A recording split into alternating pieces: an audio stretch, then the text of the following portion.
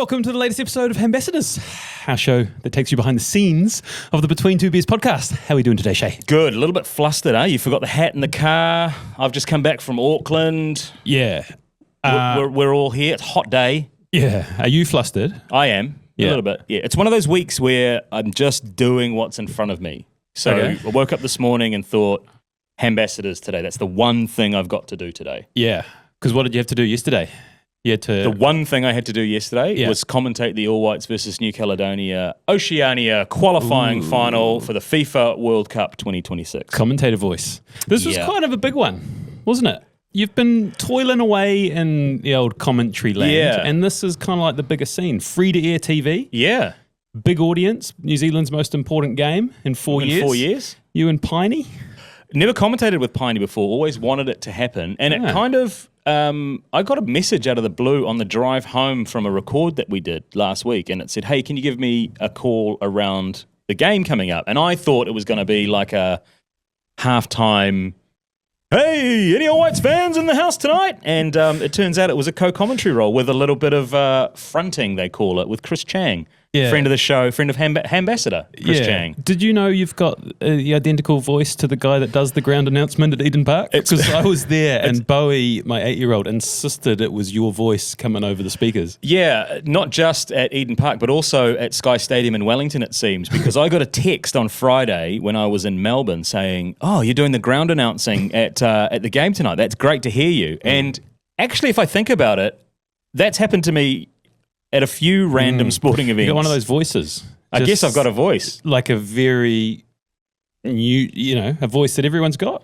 would be the takeaway there. A voice that everyone's got. Well, if it's getting mistaken at lots of different places for your voice. I always thought my voice was pretty unique. Anyway, tell me about the commentary. So New Caledonia, obviously you know a lot about the All Whites. New Caledonia, I can't imagine you know much. What was your prep like? I know a little. I know enough. I know a little bit. Yeah. I mean, I do the OFC tournament, so I've got a pretty reasonable knowledge of who they are. I watched the New Caledonia versus Tahiti game. If I speak my honest truth, please, I want you to. When I got up into the commentary position with Jason Pine, and I started sort of jotting a couple of notes down. Literally, my page had NZL at the top highlighted.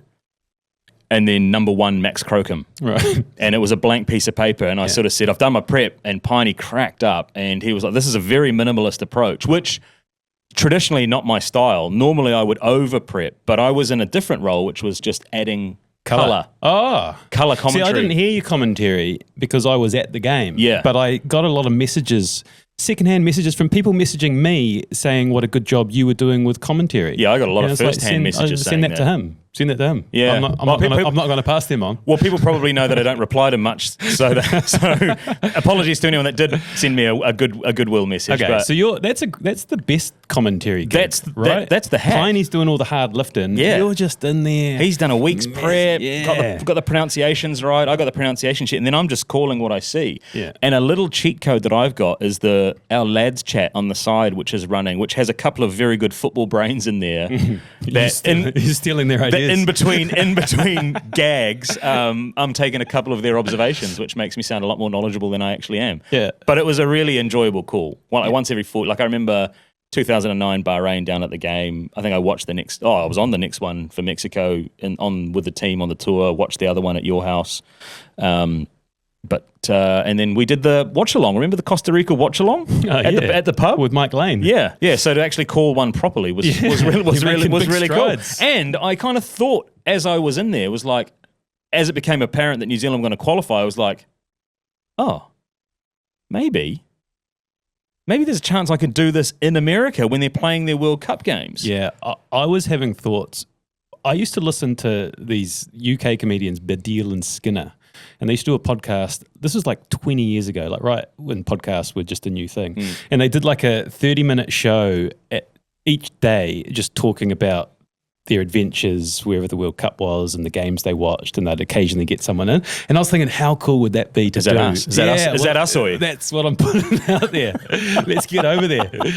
Let's get over there and do some content. Yeah, well, we're starting early. Yeah. We're starting early. We're getting ready to go. I also did a 15-minute like a panel before kickoff, which I don't think many people watched. No. Was it on TVNZ Plus? Yeah, it was on a streaming service, Okay. or FIFA Plus. But that was with Rory Fallon and Chris Chang, absolute pro. Yeah. Chris Chang. Chang's a pro. And Chang's Jason good, eh? Pine. Yeah. Yeah. That was that was cool. You've got close relationships with the All Whites. You're commentating it, but we had Baisley on. People that listen to that know the relationship with you and a lot of those players. You're involved in the celebrations afterwards. Are you getting invited to the after parties and the kick-ons? And what does that look like? Yeah, it's a weird one. So I went down after the commentary to the official media duties, like the press conference and stuff. And so I've got a gig coming up, a commentary gig in the Solomon Islands coming up. So I went and asked the New Caledonian coach a couple of questions to help me with that in the future. And then Darren Baisley came in, and Costa came in. And I slipped a little podcast reference in an official question from the floor about, outside of New Zealand's most popular podcast, does he reflect on his journey here in New Zealand, which got some giggles from the press gallery. Yeah, some cringes. Yeah, and some cringes. And then I left, and as I was leaving, Bays and his team manager Wade Maloney were like, "Come into the dressing room, come in with the lads." And I was like, "Oh, nah, I'm not part of the inner sanctum. I don't really." And I'm like, "Nah, fuck that. Come in." So I went in, and it was a mix of, like, obviously they were happy, but I don't think New Zealand's ever started one of those playoff games as a favourite. So it was kind of like it was expected that they were going to win. So the mood was like satisfied, I think, without being like champagne flowing all through the dressing room and stuff. And I did get invited to the after party at Soul Bar. Yeah. But I was ruined after I was ruined after a late night arrival back from Australia on the weekend before, and I politely declined. Did anyone bring up the Haaland situation? No, they didn't. But I've got some video evidence. Oh God! That if we I can't. He's going into bed on it. Yeah, I am. I'll give it to Sammy Kennedy. No, and we'll see if we can get it in the episode. Just to totally clarify this, your position is that his name is what? No, my position is if you were pronouncing it in Norway and he is Norwegian. In Norway, okay, it would be Haaland. Now the rest of the world takes a shortcut and calls him Haaland. This is not Haaland. Erling Braut Haaland's last name is spelled with an Å, the 29th letter in the Norwegian alphabet. Most keyboards in English-speaking countries do not include an Å button, so it is quite common to change an Å into two A's. So actually, this is not Haaland. I'd love to hear the comments on this one. I'd love to. I don't think people care enough. I don't think people care enough. There were a couple of hashtag justice for Shays, and I got sent. Was there? Yeah, Jamie Scott. Well. And he knows his stuff. And he knows his stuff. He's in authority. I will not debate. And I was at the hotel this morning. Had a coffee with a couple. You're in the scene, eh? You're going to the World Cup. I'm going to have to find something to do for 3 weeks next year. Well, you could get there too. I mean, you took your boys. Yeah, I did. Yeah, boys had a great time. Boys are 6 and 8, so it had. I'd always wanted to be able to take them to sport games, but it had been a bit of a chore up until now because I hadn't really watched the whole game, but they were invested in it. We watched the game against Fiji on TV. They knew the World Cup. They're huge Chris Wood fans, and they loved it. The only problem was my 6-year-old was buzzing about a trophy. All he really cared about was, is there going to be a trophy? Is there going to be penalty shootouts? And is there going to be a trophy? And I said, yeah, there's going to be a trophy. I thought there'd be a trophy. There's no trophy. And there was no trophy. No trophy. And all through the game, he's like, Dad, we're going to stay at the end of the trophy, eh? And we stayed to the end and there was no trophy. Did they stay awake the whole time? Yeah, they loved it. It was a good atmosphere. Just one other observation of your drive. You also sent a video on the way up and you were driving your vehicle up, and I don't want to make the Hambassadors always about vehicle chat, but you were driving it. What was the situation in your drive up from Hamilton? Yeah, we've got a situation with our aircon has broken in the Kia Sorrento, which means that it was a very hot afternoon of travel, and if you have the windows down, it makes that sound, and the boys fucking hate that sound. So I'm just sweating, and then I've taken the shirt off, and I'm driving down the motorway, and I've sent a little vid to the lads chat. Yeah, Did the boys take their shirts off as well? They would have if they could. They were buckled in. Yeah. Nice. Wasn't their choice. Hey, but you were away and went to a wedding, MC'd a wedding, didn't you, in Melbourne? MC'd a wedding in Melbourne. Was there anything interesting that happened at that wedding as an MC? So there was a little, during the reception, there was a little Kanye West, Taylor Swift situation where someone from the gallery decided that they would come up for moral support during one of the speeches, unsolicited. So just Which speech? took it upon themselves during the bride speech to come and offer moral support, and What did the moral support look like? just alongside with like arm around. Just seen the bride up there and thought I think like came from a good place. came from a good place, came from a really good, like excited. I'm here for you. Okay. I was in a position where I could see. I was behind the bride, and I was making direct eye line with one of the bridesmaids, who's a friend of the show, who sort of just gave me the eyes, Like you're on here. like you've got to sort the situation out. And I just very politely stepped forward, hand on the waist, I should do. and just applied a little pressure to move away from the scene, and job done. Speech continued. That was job done. That was job done. Okay. Speech continued afterwards, and it's not my first time I've had to move some. That is not a recommended. Don't go and stand next to the bride when she's giving her speech. That story reminded me of your first. Might have been your first ever MC gig, which I was there in the audience, and you were nervous. Like, it was a big event, 300, 400 people, and a big name guest who we're now friends with, one of the biggest names in New Zealand, was the keynote speaker, and he went way over time. They went way over time, and it was your job to go and get them up, and you froze, right? You didn't. Well, I needed about 4 prompts to go.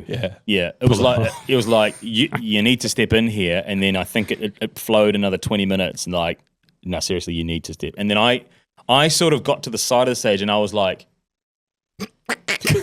making the eyes. Yeah, and I think they started speeding up, and then eventually it was like, and then it was like, all right, we're gonna have to. So that's as an amateur MC. That's the situation now. Yeah, I think you just go make eyes. You just get in the eye line and just give it that one. Eh? Yeah.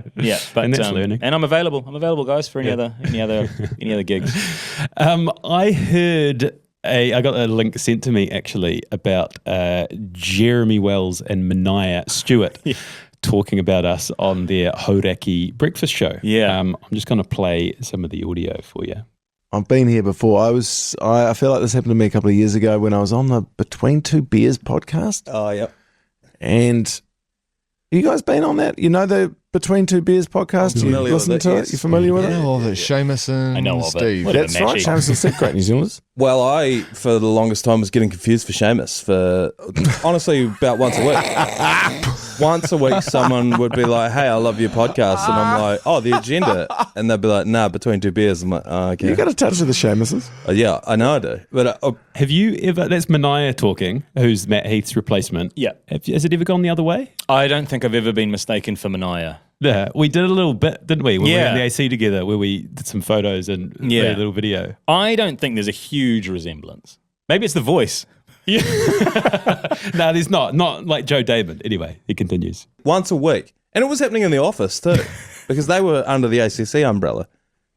Almost once a week, someone would be like, hey, so who's your next guest on the podcast? And I'd be like, It's very Joe Damon guests on the as well, agenda isn't it? podcast from the ACC. No, Between Two Beers. Like, I'm not Seamus. Yeah. No, I can see why there's been some confusion there. But I mean, I would rather be confused for Seamus than be interviewed by Seamus. Put it that way. Ouch. Because I've been on the receiving end of one of those interrogations. And what happens with the Between Two Beers podcast, I look behind the curtain, is you sit and then Seamus and Steve sit together facing you. It's FBI-esque, isn't it? It's That was the old terrifying. In a setup, room. wasn't it? Oh, we still They have genuinely gone back. we still do that. We still sit on one side. Yeah, true. fair. Yeah, true. Read a lot of stuff about you. and they genuinely know stuff, and they've actually interviewed people about you, and they bring the quotes in with them about you, and they start going back now. Your childhood, and I was like, "Oh, you're joking. We're not going back. We're not going back to the childhood here. No. No, that is a long time ago. There's stuff there. I don't want to revisit any of that. Yeah. And then they are revisiting it, and they are asking questions about it. They're going deep, and I came out of that. I think it took an hour and a half. I came out of there. I felt like someone had run me over with a car mentally. It took me weeks. I had to go on a holiday. You started admitting to crimes you hadn't committed. That was terrifying. I was like, I just realised what a terrible person I am. I'm like, I've been dealing with this for the longest time. I buried all this. I don't need to. This isn't a cave deep down somewhere else. Yeah. But I had to go on a holiday in the end, and then people were texting me. It was like, "Oh, just listen to the podcast." Like, I don't. Yeah. Please don't. So it was a lot of that yesterday, and then. Do you remember the response to the Jeremy Wells podcast? Yeah. Because he doesn't do that very often. And so that deep dive that he talked about, and there was an accompanying Herald article, and it went massive. Yeah. And I remember him saying, "Yeah, I'm going away. I'm leaving. I'm overseas that week." I think it was like coincidental timing that he was going away, but having my own. The one-on-one episode that we did on ABO was dropped while I was away, thankfully, which was. I can understand where Jeremy's coming from, because when the spotlight is on you, it's really on you. Yeah, well, it's interesting hearing, because it is us interrogating someone's past. They kind of know what it is at this point. But I've got mine coming out next week, and it fills you with kind of a bit of fear, eh? Like on your one, you got opened up. You got Di did a job. On you. Di did a solid on me, and it just came out of nowhere. We were talking. I've not listened back to it, but you've probably got a different audio experience than I've got. But as we were in the moment, as we were talking, it was like, oh man, I hadn't even thought about this before. And it was, you saw how I was after the record, after we went to the cafe, and I was rattled a little bit. And then I kind of sat on it for, I don't know, 3 weeks or whatever it was until it was released. So I'm kind of glad it was, if it was released next week, I'd be overseas as well, which is great. But I got a lot of messages about that. While I was in Melbourne, but I'm glad I had the messages rather than the face-to-face conversation. So I think that would have been harder. Yeah, it was a weird experience for Mike, because I came into the studio after you'd finished recording, and I think everyone in there was in tears. I was like, what the fuck has happened here? Well, Di went out, I think, and just like, I just need a minute, and left the building. And then I didn't listen to it until it went live, which is the first time I haven't listened to something before I went out, because a few people had said it was really good. So all right, I'll just let it be. And man, the end was really. If you haven't gone and listened to it, it's on ABO channel. It's the most recent one. The end is really powerful, and it's really emotional. Like I was on holiday in Papamoa, and I was thinking, welling up listening. But really good. But we often both get the feedback, like it's so brave putting yourself out there. And I've never really thought of it like that. I've just kind of thought it's kind of what we do. But then when I listened to you doing it, I was like, oh, fuck, good on him putting himself out there. And I guess so. I'm glad I haven't listened back to it. I don't think I will, ever. I'll just live it. Speaking of ABO, we have a new sponsor on that channel, which is the Ice House, which is a perfect fit for that space. And I'm going to do their owner management program later this year, which is 3 days and nights away once a month for 5 months. And it's this epic program. It's like their signature program. I'm super excited about it. Whereabouts are you? Is it just It's a travelling one. No, it's Queenstown and Christchurch and Auckland, but it's basically going to teach me all the things I don't know. And the networking as part of it is, other like-minded business people. Well, I've got two 2-dayers. One on financial skills, which is critical for the CFO of the company, and the other is sales skills. So I'm looking forward to those two as well. And they've got their Icehouse Ignite 25 Growth Summit coming up on Tuesday, May 6th. So you've got Sir John Key speaking, Sir Wayne Smith, Chelsea Lane. Tickets are limited. We are going to be featuring on the Monday night beforehand, doing a live podcast with David Downs, who's the chairman of the Ice House, former stand-up comedian. Come and get tickets. It's going to be an epic couple of days. Tickets are limited though, aren't Tickets are limited, yeah. Get in there. Where do you go? www.theicehouse.co.nz. Right, between two bets. Brought to you by Brought the to you TAB. by our proud sponsor, the TAB. Balance is stuck at 965. We need to get $35 more. I think the last bet I got a bit greedy. I should have just bet on the Chiefs to win, but I went Chiefs to win over the Blues and 13 plus. Yeah, got greedy. And I went with Warriors to score first try, and they won the game, but they didn't score the first try. Anyway, excuses. That's got nothing to do with your bet. We lost. I lost the bet. Yeah. The same as yours. You lost too. No. Throw shade. Okay, Anyway, I'm just our saying. bets this Sorry. week. You're right. Got to lift people up. Warriors to beat the West Tigers. I've gone the Warriors again. 225. That's going to get us the money to get us over the line. Pay out the listeners. Who are you going for? I've taken a tip from Mark Stafford. Oh, yeah. Who He knows his says stuff. just bet on the favourites. So I've gone Super Rugby Pacific and bet on the favourites. They're all like $1.03, $1.17. It's a $50 return. I reckon that'll tip us over the edge. Okay. I mean, I do know other people have tried that and it's not worked. But I have faith that it's going to work. Got the faith, for this time. R18, bet responsibly. All right. We're going to attempt Steve's TikTok bit. No. Keep the ball in the air. Keep the ball in the air. Approach it with good faith. Yeah. All right. Okay, for those wondering what happened to the TikTok bet, we tried it and it didn't work. All right. Question from the fun bag. Mm-hmm. Do you guys get annoyed when people come and talk to you about the podcast? I don't. It happened to me twice at the wedding. It was interesting. So I was at an Airbnb with one of the bridesmaids and her husband, and we made small talk, just that I've never met before. They're both from Hamilton. And then got invited to join the husband for dinner. And the wife was like, hey, did you know Seamus has got a podcast? And he was like, oh my God. You're famous. And I was like, no, I'm not. And he's like, oh, you're the Between Two Beers guy. It happened to be twice at that wedding reception. And both times they were like, oh, you probably don't want... You Manaia Stewart. You probably don't want punishing chat about the podcast. But honestly, I don't mind. It's market research. I like understanding what works, what doesn't work, what people like, what they don't like. Yeah. Pull the curtain. I don't think I've ever not enjoyed someone coming and talk to me about the podcast. It's interesting. You kind of like what you decide to say. A lot of the conversations like, oh my God, like the podcast is going amazing, like going really good. And then it's your job to kind of like take it in a direction. Yeah. Like, yeah. And it's normally, it's been a pretty wild ride. You say accidental now is very deliberate. That's one of my go-tos. Yeah. I always get asked, what's your favorite episode? And I never have it. I haven't got like an off-the-shelf answer that I always go to. It kind of just depends. Like if you were to say, what's your favorite episode now? What's your favorite episode? Oh, man, I'm not sure. So many good ones. Fuck off. Like, fucking this guy. This fucking guy. Actually, Sarai Barrowman. Yeah, that's a good one. Yeah. That's a good one. Someone last night said they listened back to it. Gordy Walker. Some people are saying Gordy Walker is one of our best ever. Our best ever.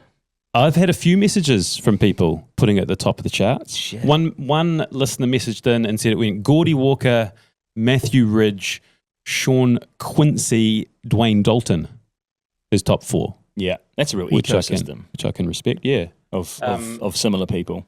Yeah, the Gordy Walker one was an epic. Did we tease that last time? We did. Hambassadors? We did. So we named him. So we won't tease it again. No. But now it is out there, and the K4 story at the end is worth sticking around for. If you haven't made it that far yet, get in there and listen to it. Yeah, and I mean the connection with him and Dame Lisa Carrington that's enough for an episode alone, let alone adding in the rest of the K4 and his coast to coast achievements too. Awesome stuff.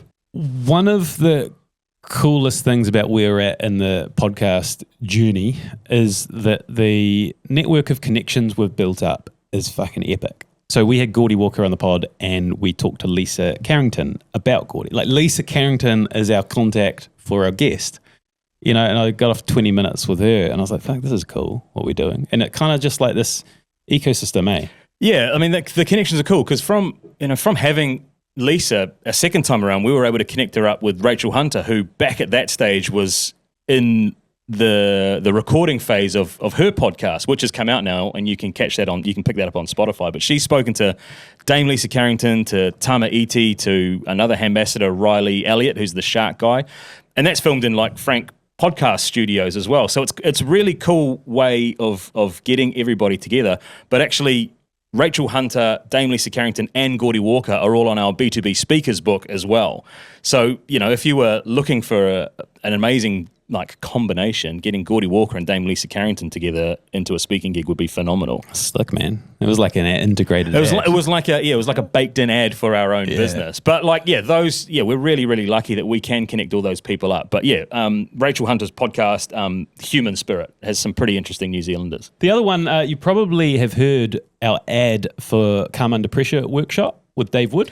Yeah, which is in a mid-roll market in our ads. I love advertising former guests' businesses. Like, there's such a natural fit with that. And there's spots available for his course coming up in May and August. And as we say in the ad, we actually swear in the ad, which is a bit unusual, but grabs attention. Does grab Spots are available May and August. Numbers are limited. Get in there. It's a game changer. Can't recommend it highly enough. Just fucking do it. Yeah, there you go.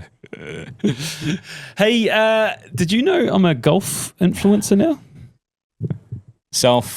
Self-appointed golf influencer, or or self-ordained? I've been sent some golf gear by High Cut Golf and wore it and took a photo and a little screenshot.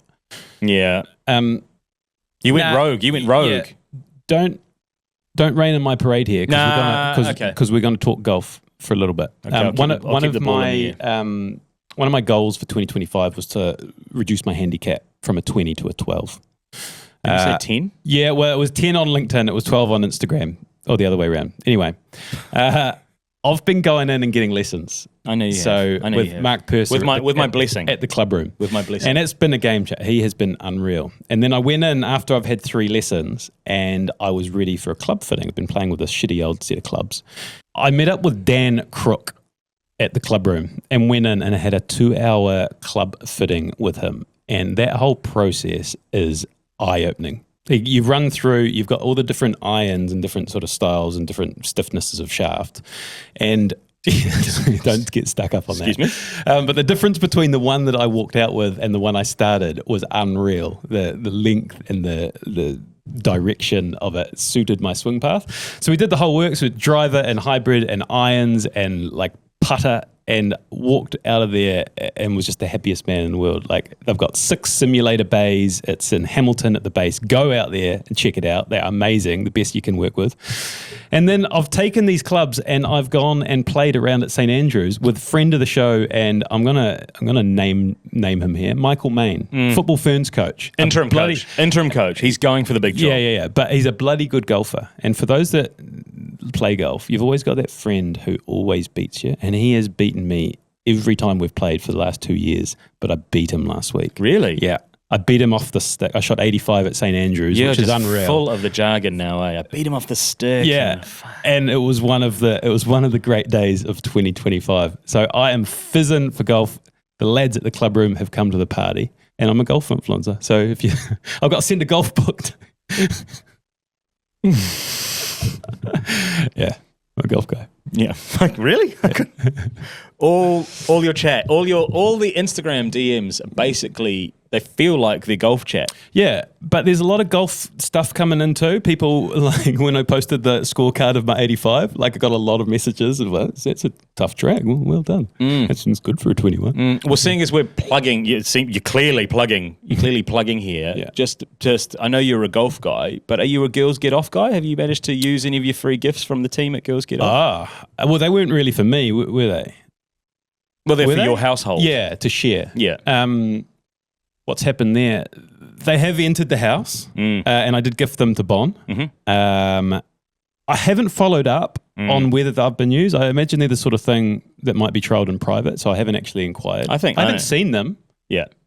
So if we're speaking our truths, one of the items actually left the possession of you and I, and went to a third party. Yeah, third party, yeah. Yeah, and I gather helping us out with the podcast. I gather it went really well. From what I hear, really well. From what I hear, that one went really well. Yeah. So I'll report back. Happy birthday. Yeah.